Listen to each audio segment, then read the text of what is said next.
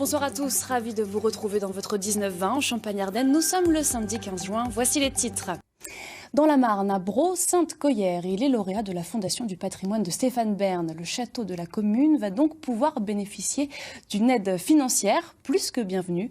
Visite guidée de la bâtisse du XVIe siècle avec Marilyn Fournier et Philippe Mercier. Après 6 à 8 ans de recherche, la famille Pernin est tombée sous le charme du château de Brault-Sainte-Coyère.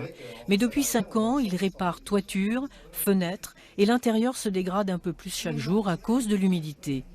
Avoir été retenu par la Fondation Bern pour bénéficier du loto du patrimoine va leur donner un bon coup de main.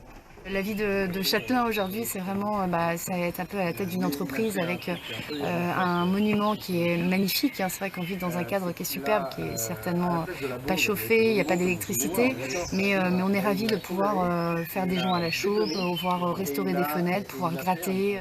Entretenir, rénover une ancienne bâtisse classée monument historique de quelques 2500 mètres carrés, c'est l'engagement d'une vie.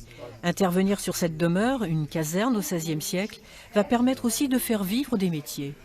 On se doit de préserver ce patrimoine, déjà pour aider la mémoire de nos anciens, et puis aussi pour soutenir les emplois dans les entreprises artisanales ou entreprises plus importantes qui ont des salariés de haute compétence en matière technologique de ces métiers. Et je pense que notre plus grand service qu'on peut rendre les uns et les autres, c'est bien d'aider ces métiers à perdurer. L'an dernier, le loto du patrimoine avait permis de récolter 22 millions d'euros pour accompagner de multiples restaurations. On ignore encore ce que donnera celui de cette année, mais il y a très souvent urgence, comme ici à Brault-Sainte-Coyère.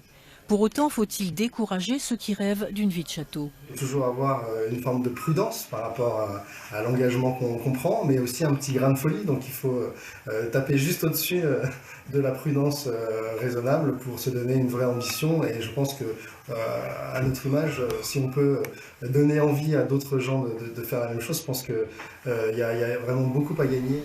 Avant les journées du patrimoine, le château sera ouvert dès le 1er juillet aux curieux et amateurs de vieilles pierres.